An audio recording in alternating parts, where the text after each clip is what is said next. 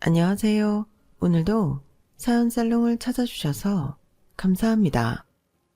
저는 서울 성동구에 사는 30대 중반의 여성이에요. 돌싱이고 결혼 생활은 한 1년 6개월 정도 한 것 같네요. 지금은 부모님 사시는 본가랑 10분 정도 거리에서 혼자 살고 있어요. 직업은 베이커예요. 왜 요새 다들 셰프로 많이 퉁치는데 저는 종로 쪽에서 아기자기한 빵집을 하고 있어요. 대학생 때 잠깐 해외로 교환학생을 다녀왔었는데 그때 거기 빵이 너무 맛이 있어서 빵 만드는 거 배우러 다녔었거든요. 나중에 자격증도 따고 한국에 와 일반 회사 다니면서 꾸준히 베이킹 공부를 해서 퇴사하고 가게를 차렸어요. 지금 벌써 3년 됐는데 생각보다 장사가 잘 되고 있어서 이대로만 유지하고 싶네요. 물론 빵하고 디저트 연구는 게을리하지 않고 더 다양한 걸 내놓아야죠. 제가 이렇게 가게를 차리게 된 건 어쩌면 전 남편하고의 이혼 때문일지도 몰라요. 그 일을 계기로 제 현실을 스스로 바꾸어 보자 마음먹게 됐거든요. 저는 건설 쪽 사업을 하시는 아빠와 부동산 중개업을 하는 엄마 덕분에 큰 어려움 없이 공부했네요. 얼마 전부터 건설은 어렵다 힘들다 하는데 아빠는 해외 쪽으로 눈을 돌리신 지 좀 돼서 한국에서보다는 해외 일을 더 많이 하고 계세요. 그러다 보니 출장이 많긴 해요. 아빠도 엄마도 독립적인 성격인데 그걸 저도 똑 닮아서 대학에 가서부터는 제가 아르바이트하며 용돈 벌고 돈 모으는 재미를 알았어요. 제가 좋아하는 일을 찾아서 돈을 버는 게 즐겁다는 걸 그때 알게 됐죠. 저는 대학을 졸업하고 바로 제 빵집을 열고 싶었지만 아빠와 엄마는 먼저 회사에 들어가서 사회생활을 해보라고 하시더라고요. 회사에서는 네가 그동안 만나볼 수 없었던 부류의 사람들하고 같이 할 수 있어. 거기야말로 사회가 어떻게 돌아가고 사람들이 어떤 식으로 생각할 수 있는지 알 수 있는 곳이야. 아빠 인생 경험에서 나온 말이니 꼭 먼저 회사를 다녀봐라. 그래, 엄마 생각도 아빠랑 같아. 그리고 나는 네가 안정적으로 월급 받으며 일하면 좋겠다. 솔직히 세상에서 제일 속 편한 게 월급쟁이야. 그렇게 하자, 소연아. 그때는 정말 겁 없이 빵집을 열겠다고 했던 게 있어서 엄마 아빠가 하시는 말씀에 불만이 좀 있긴 했어요. 그래도 아빠 말 들어서 손해날 거 없다는 걸 알기 때문에 취업 준비를 하고 회사를 들어가게 됐죠. 그렇게 회사 생활을 하다 보니 제가 정말 뭘 믿고 무턱대고 제 사업을 하겠다고 했나 싶더라고요. 많은 걸 배운 거죠. 아빠 엄마 말씀이 맞았던 거예요. 사회 경험이 전혀 없는 상태에서 꿈에 부풀기만 해서 일을 벌이는 건 아니었던 거예요. 회사에서 보니까 제품 하나 만드는데도 고려해야 할 사항이 너무 많고 이게 사람들의 기호에 맞는지도 충분히 조사를 해야 하더라고요. 그런 것도 모르고 저만 좋으면 다 좋아해 줄 것 같은 기분만으로는 아마 실패할 게 뻔했을 거예요. 그렇게 일을 하다 보니 엄마 말씀처럼 그냥 쭉 월급 받고 사는 것도 나쁘지 않겠다는 마음이 들더라고요. 그래서 이대로 회사 생활을 계속할까 생각하던 차에 남편을 만나게 됐어요. 2년을 사귀고 결혼을 했죠. 그런데 사람하고 몇 년을 사귄다고 해도 같이 살아보는 게 아니면 그 사람의 전부를 알 수 없더군요. 남편이 그랬어요. 좀 개성은 없어도 착한 사람이라고 생각했는데 어찌나 자기네 집만 아는지 지금 떠올려도 치가 떨리네요.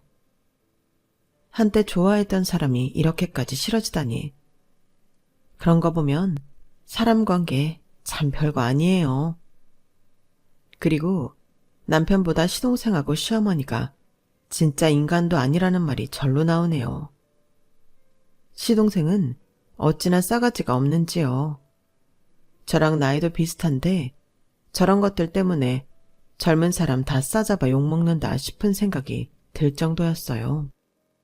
그럼 지금부터 본격적으로 제 기막혔던 그리고 짧았던 결혼 생활과 시댁 이야기를 해볼게요.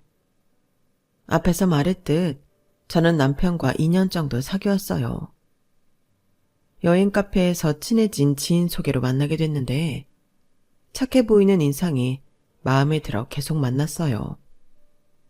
실은 남편이 먼저 저를 소개해달라고 해서 만나게 된 건데 저도 그 사람한테 호감을 느껴 사귀게 된 거죠.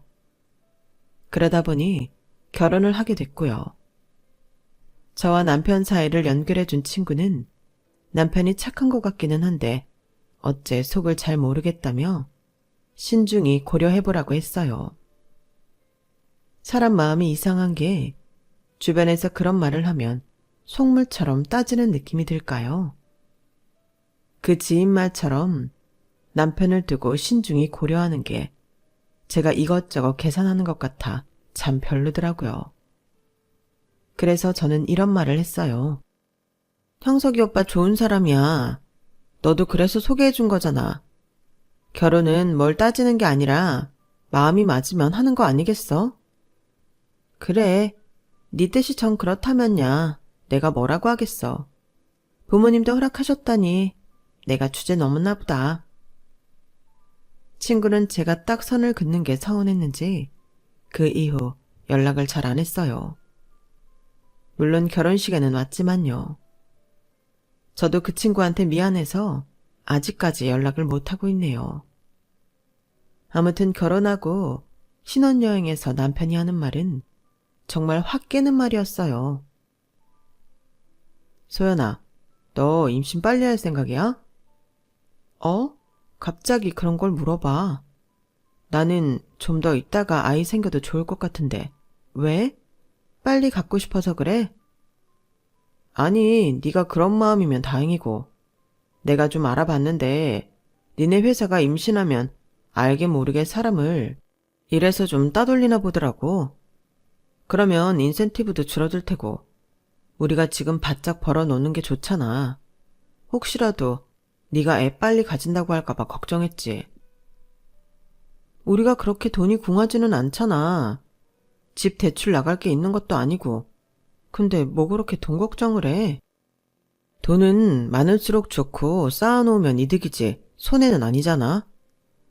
너 돈에 대한 생각이 무른 건 아니겠지? 그렇게는 안 봤는데. 우리 회사보다 니네 회사 연봉이 좀 높은 것 같은데 돈 좀 번다고 펑펑 쓰고 살았으면 앞으로는 안 그러면 좋겠어. 이때 남편의 쪼잔함과 인간성을 알아봤어야 했는데 말이죠. 저는 남편이 꼼꼼해서 그렇게 말하나 보다 하고 말았어요. 저희 신혼집은 친정 부모님이 해주셔서 대출을 받지도 않았고 둘 다 빚이 있는 것도 아니라 돈돈거리지 않아도 됐어요. 아파트형 빌라로 입지가 좋은 데에 해주셨고 저희 같은 젊은 부부들이 많아 남편도 마음에 들어 했어요. 신혼집을 저희 부모님이 해주신 건 시어머니가 신혼집 해둘 돈을 걱정을 꽤 하셨기 때문이었거든요. 엄마도 아빠도 돈 가지고 연연하지 않으셨고 무엇보다 집 때문에 신경 쓰면 생활 자체가 엉망이 된다고 해주신 거였어요.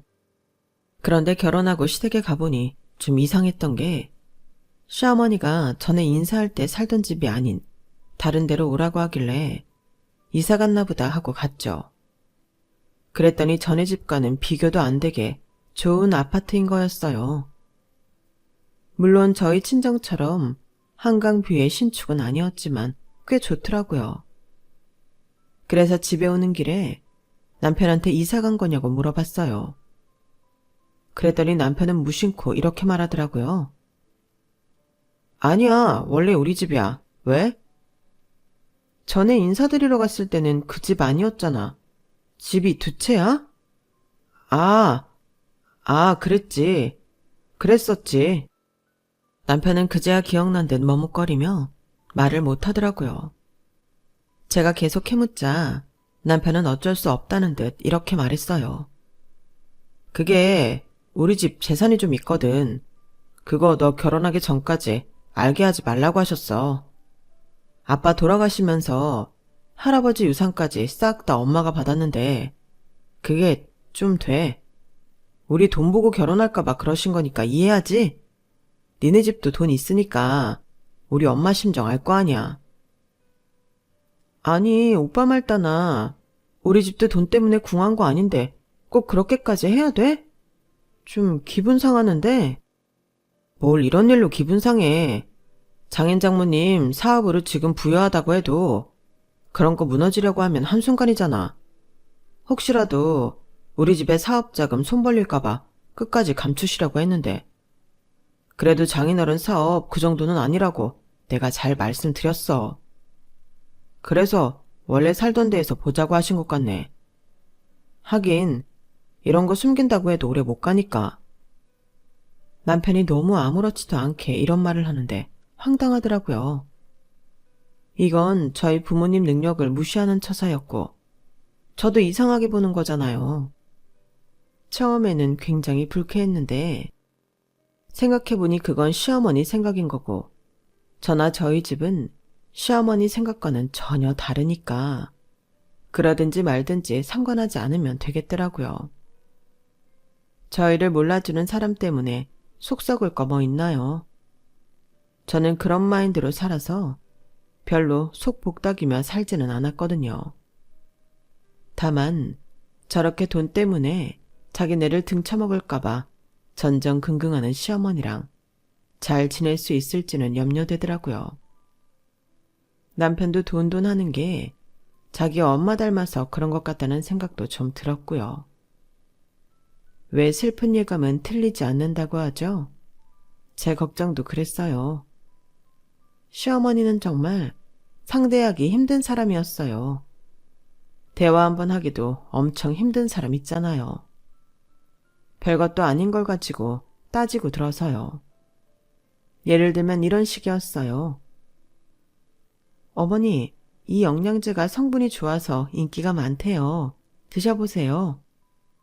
성분이 좋은지 그걸 어떻게 알아? 아, 다들 그러더라고요. 그리고 거기 성분 표시 보면 확실히 다른 영양제보다 순수 함유량이 더 많아요. 이거 먹어본 사람들이 다 효과 좋다고 하더라고요. 네 눈으로 본 것도 아니잖아. 이런 딱지야 얼마든지 만들 수 있는 거고. 네가 먹어본 것도 아니고 남의 말만 듣고 곧지 곧대로 믿는다니? 너도 참 너다. 이게 많다고 해봤자 다 거기서 거기야. 돈이나 더 받으려는 거지 뭐.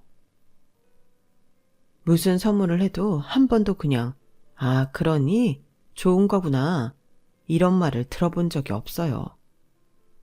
심지어 일본 출장 갔다 오는 길에 거기 백화점에서 제일 비싼 스카프를 사다 드렸는데도 이거 다 딴 거 섞으면서 100%라고 하는 거라고. 백화점이라고 물건 더 좋지도 않은데 괜히 이름값으로 비싸기만 하다며 한번 쓱 보고 옆으로 던져버리는 거 있죠. 말 그대로 진짜 던졌어요. 저는 그때 친구가 결혼 전 말렸던 게 생각났어요. 뭐 곧 잊었지만 그 후로 점점 더 자주 친구 말이 생각나게 됐죠. 그만큼 더 안 좋은 경우가 많아졌고 결국 이혼으로 이어졌어요. 시동생은 더 갖잖았어요. 정말이지 나이도 어린 게 예의라고는 밥 말아먹었고 사람을 봐도 인사도 제대로 안 하고 제가 무슨 말을 하거나 뭘 가져오면 일단 코웃음부터 치는 거였어요. 처음에는 시동생한테도 몇 번 선물을 했는데요. 제가 뭔가 선물을 하면 이러더군요. 도련님, 이거 제가 출장 갔다 오면서 도련님 생각나서 샀어요. 요즘 이런 백 많이 메고 다니잖아요. 한번 해보세요. 이런 건 생각 없이 유행 쫓는 애들이랑 하는 거지 뭐. 그럼 안 쓰세요? 안 쓸 거면 저 다른 사람한테 선물할게요. 아니 뭘 또.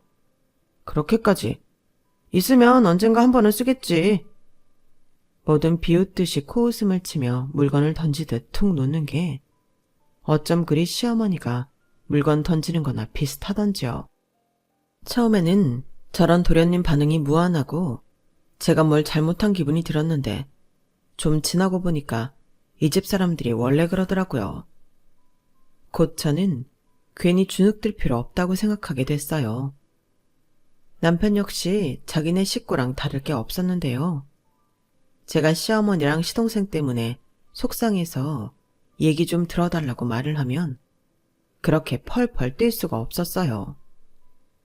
야, 너는 어떻게 나한테 우리 집 식구 흉을 봐?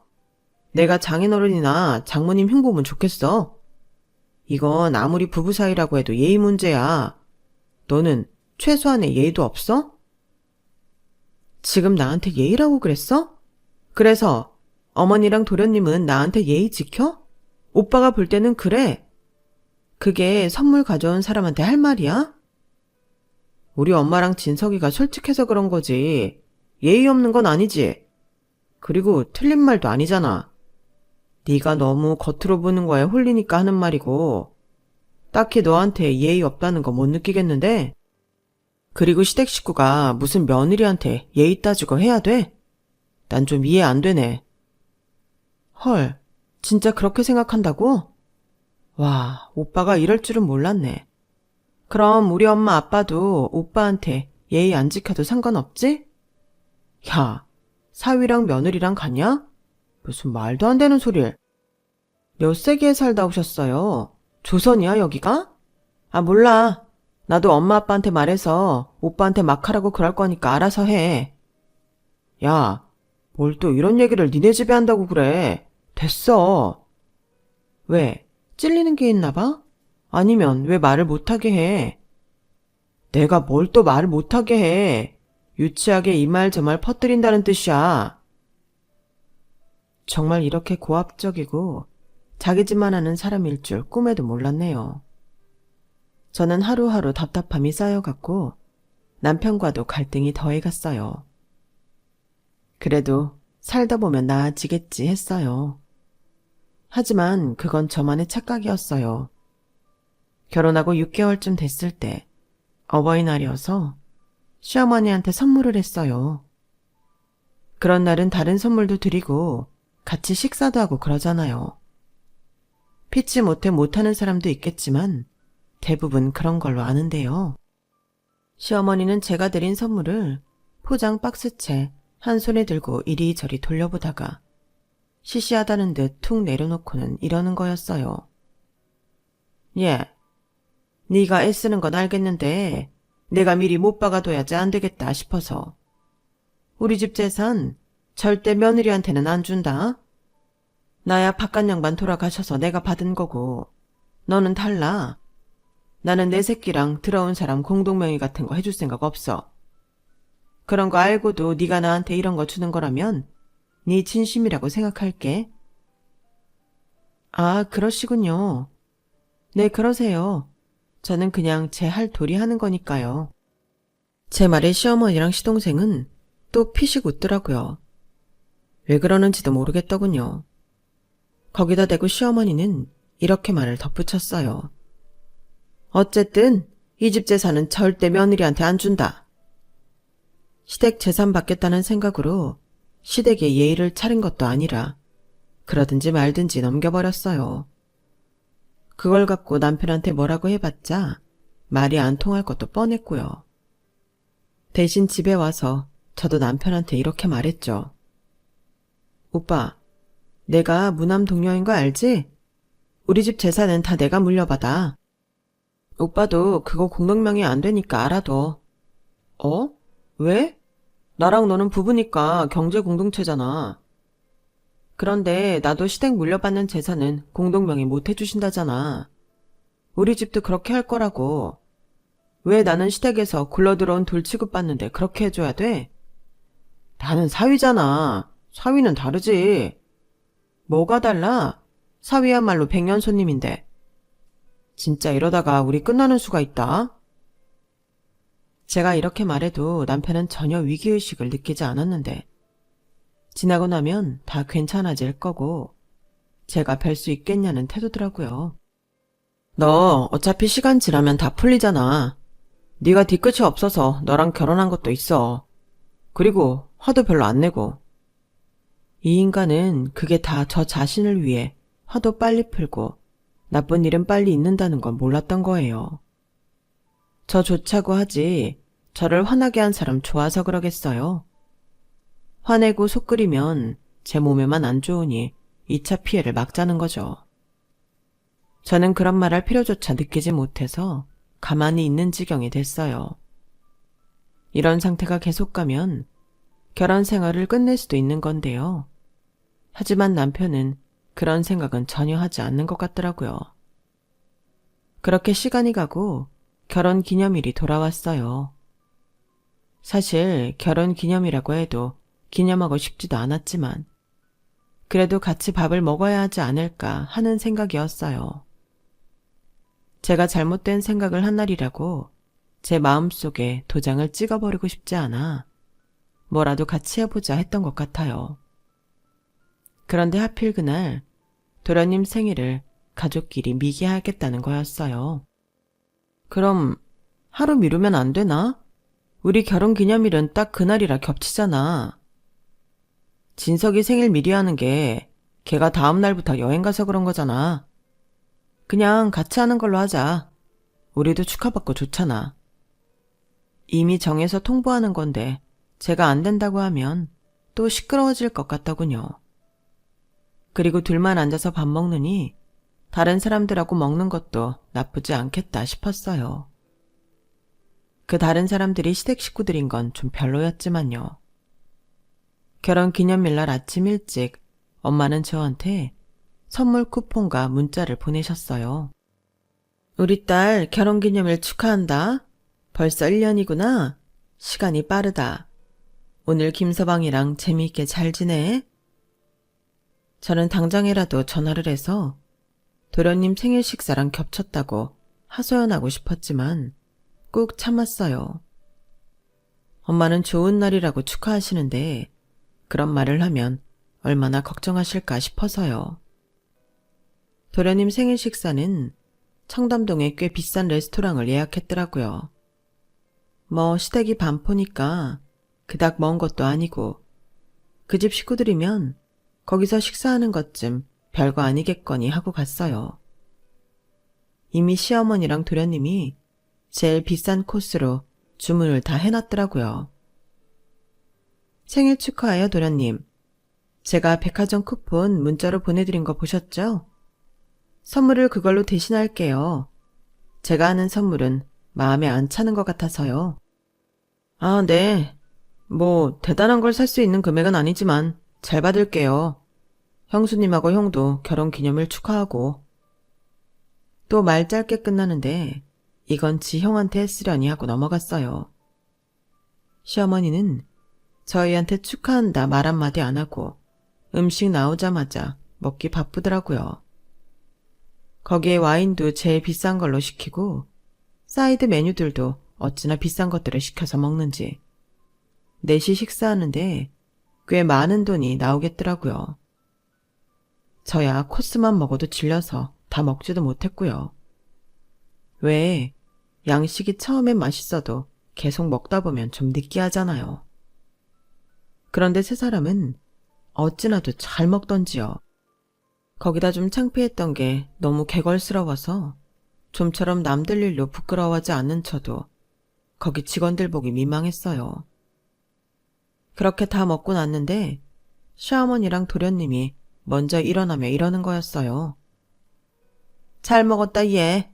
나는 지금 바로 친구들하고 공항 가야 돼. 괌에 가기로 했거든. 진석이도 친구들 만나서 거기서 자고 내일 아침 출발한다고 했어. 우리 먼저 간다. 네, 가세요. 잘 다녀오세요.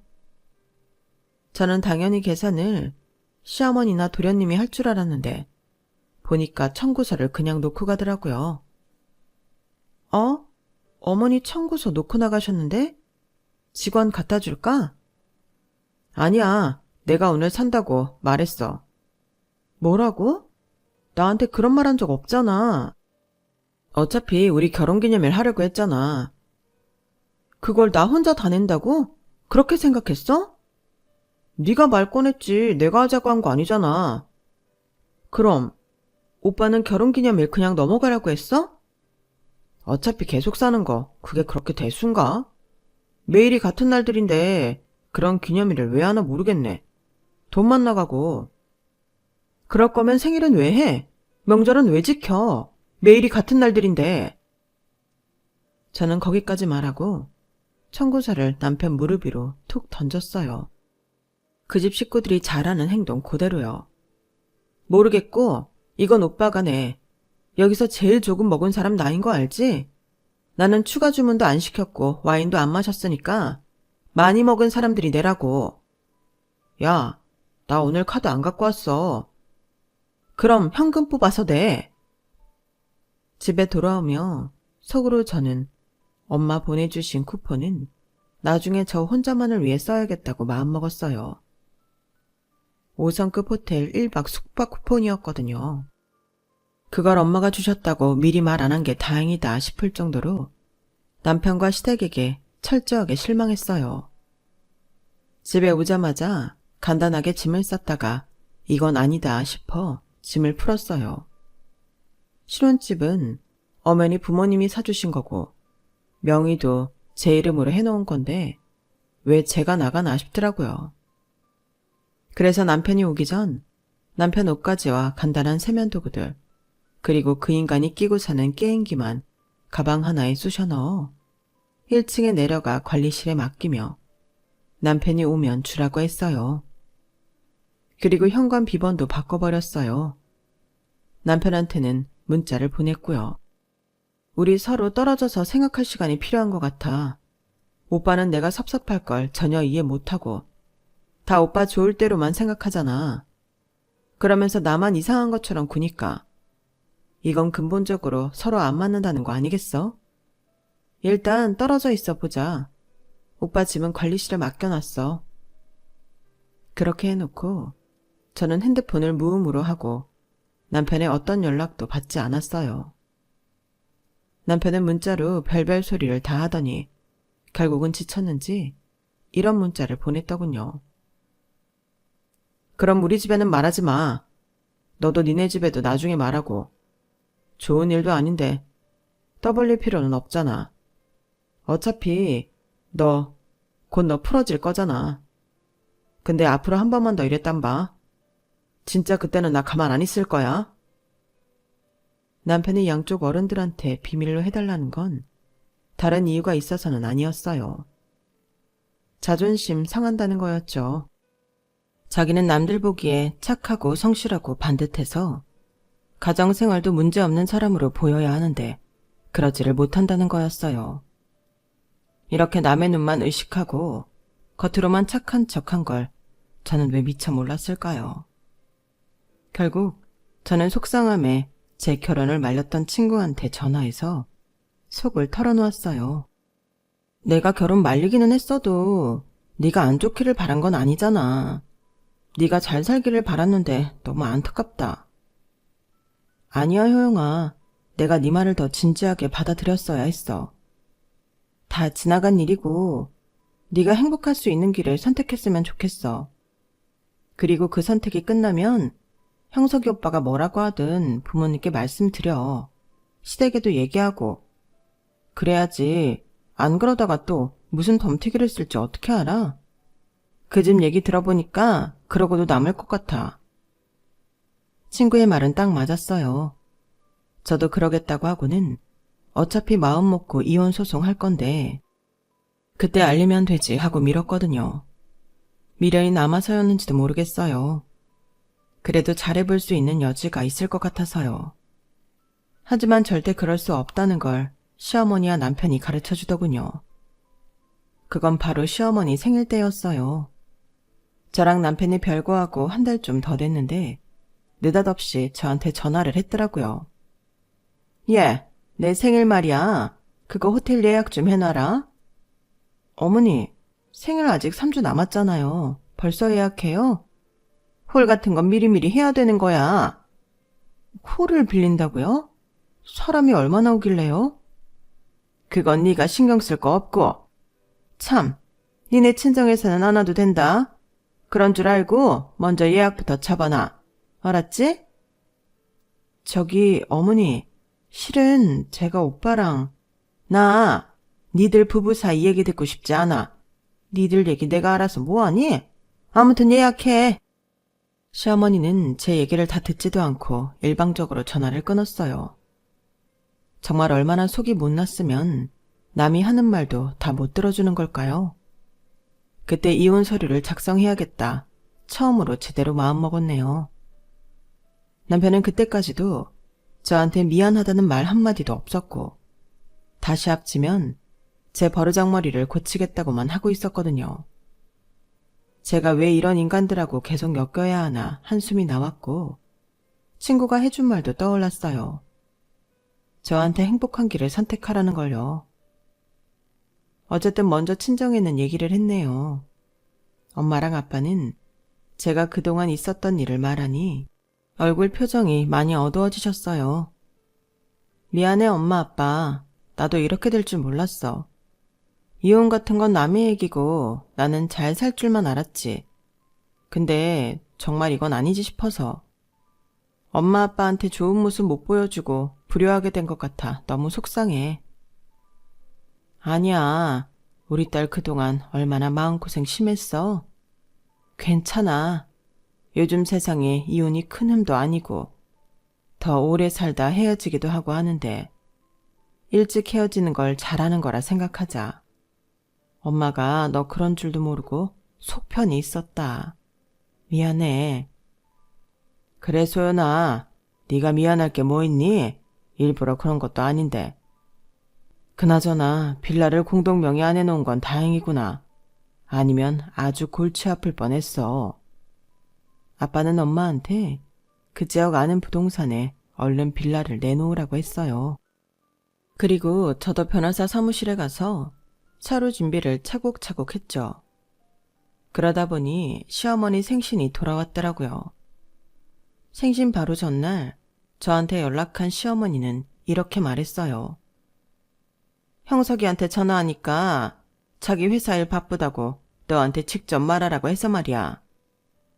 내일 내 생일에 2천만 원 들었으니까 아니다. 일단 2천만 원 나한테 보내주고 연예인 부른 값은 따로 있으니까 그건 네가 계좌이체하면 되겠구나.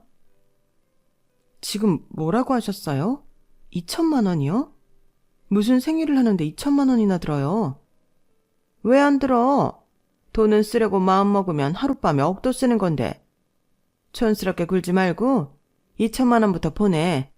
내가 연예인 그 소속사 계좌번호 보낼 테니까 그쪽으로도 돈 보내고. 아니요. 제가 내일 가서 직접 계산할게요. 정말 2천만 원인지 확인해야 되겠거든요. 그랬더니 시어머니는 깔깔 웃으면서 이러더라고요. 예, 거기에 내가 여행 갈 돈하고 생일 선물값까지 들어있는 거야. 너는 어디서 물건 같지도 않은 걸 좋은 거라고 맨날 들고 오잖아. 그런 마음에 안 드는 거 봤느니 내가 직접 사겠다 이거야. 그래도 돈은 내일 드릴게요. 저도 어머니 그 돈 많이 들어간 생일 어떻게 하는지 봐야죠. 그럼 그래라. 형석이랑 같이 와. 따로따로 오면 불성사 나오니까 늦지 않게 와야 한다. 언제나처럼 시어머니는 자기 할 말만 하고 끊었고 저는 속으로 두고 보자 했어요. 다음날 호텔 앞에서 만난 남편은 저를 보더니 피식 웃더라고요. 그렇게 보니까 그 비웃는 표정이 시어머니랑 시동생이랑 어찌나 똑같던지요.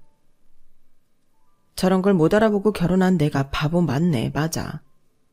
속으로 그런 생각을 하며 저는 남편한테 말 한마디 하지 않고 엘리베이터를 타고 홀로 올라갔어요. 거 이제 적당히 하고 풀어라. 이렇게 길게 끌면 나도 다 생각이 있어.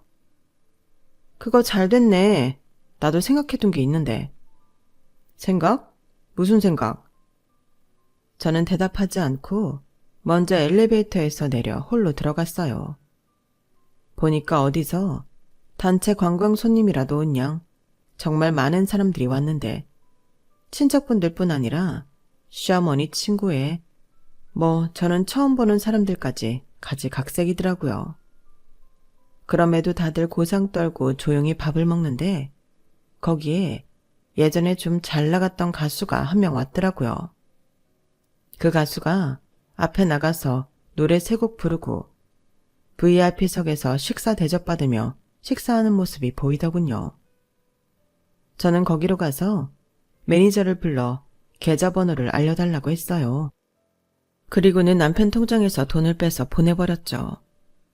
남편은 그 사실을 모르고 시동생이랑 앉아 밥을 먹으며 키득대고 있었어요.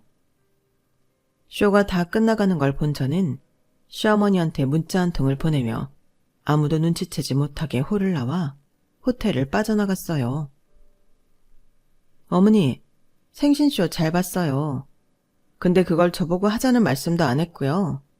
제가 호텔에 물어보니까 끼케야 1,000만 원 정도라고요. 그런데 2,000만 원이라뇨. 연예인 부른 비용은 또 따르고요. 제가 그 돈을 왜 드려야 할까요? 저는 이혼할 건데요. 오빠랑 어머니랑 도련님이 사이좋게 계산 잘하세요. 즐겁게 정신없이 놀고 계시길래 저 먼저 나왔습니다. 그럼 나중에 법정에서 뵈어요. 제가 남편과 호텔에 있는 사이 저희 빌라는 엄마가 부른 사람들이 와서 남편 물건을 죄다 밖에 재활용 놓는 곳에 버렸어요. 그리고 저희 신혼 가전이니 그런 것도 다 처분한다고 중고로 팔아버리셨고요.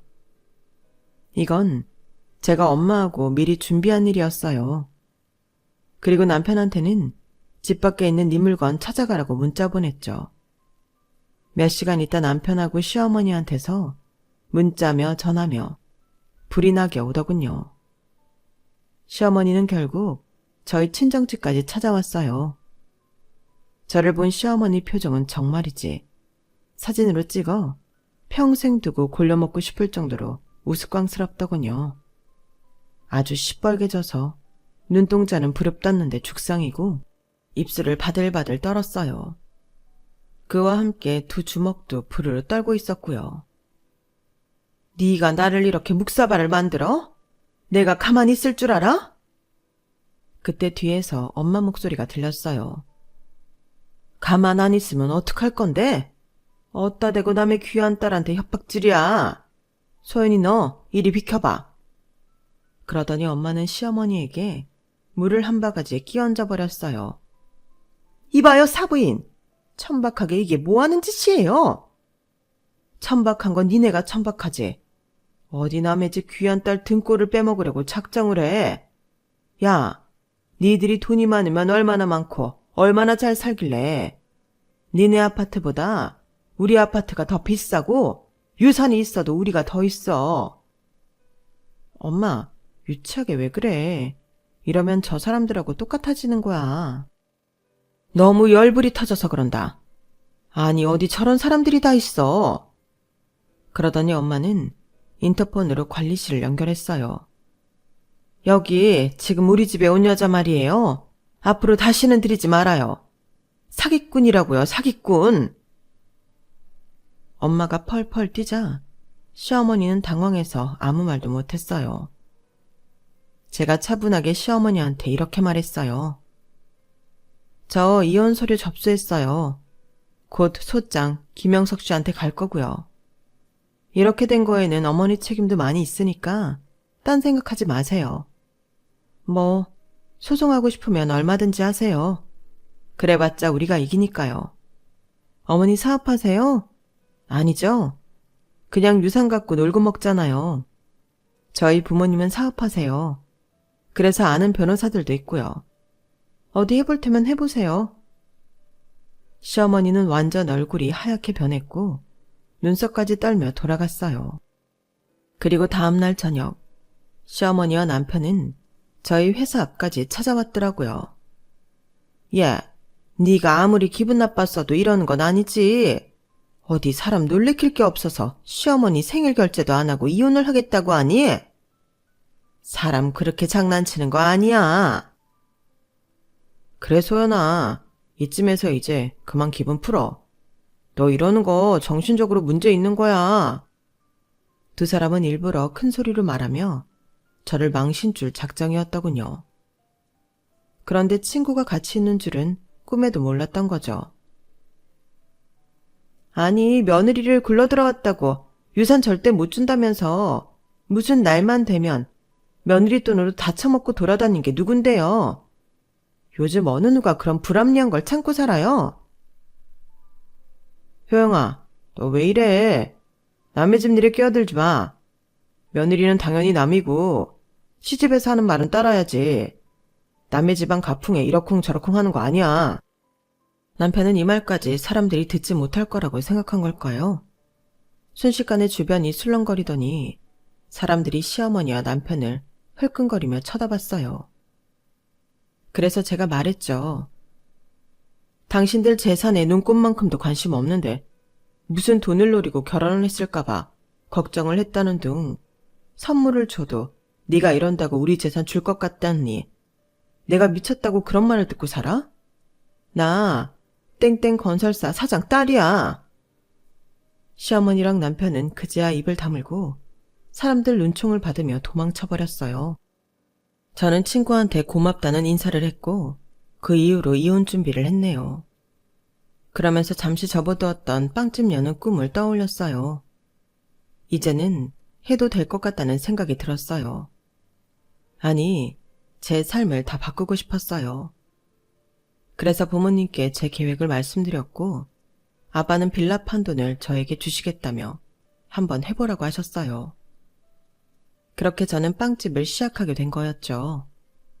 그 사이에 이혼 소송은 힘들었지만 잘 끝났어요. 제가 승소했거든요.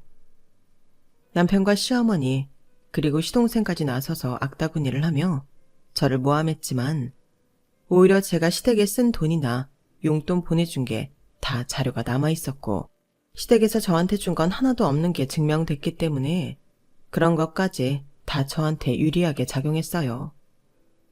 판사님은 남의 집 딸도 귀하다며 그런 식으로 모함하지 말라고 따끔하게 말할 정도였어요. 그렇게 저희 파란만장하고 속상했던 결혼 생활은 끝이 났고 저는 지금 돌싱의 생활을 만끽하고 있어요. 부모님은 언제고 좋은 사람 만날 수 있다고 재혼을 기대하고 계시네요. 저도 영원히 혼자 살 것 같지는 않은데 어떻게 될지 두고 봐야겠죠. 이제는 결혼 전에 주변의 조언을 잘 들어야겠다 싶어요. 제 이야기는 여기까지고요. 다들 들어주셔서 감사해요. 가족들과 늘 행복하시길 바랍니다. 좋은 하루 되세요. 여러분, 사연 댓글에 응원과 현명한 조언 부탁드려요. 좋아요와 구독은 저에게 큰 힘이 됩니다. 오늘도 좋은 일 가득하세요.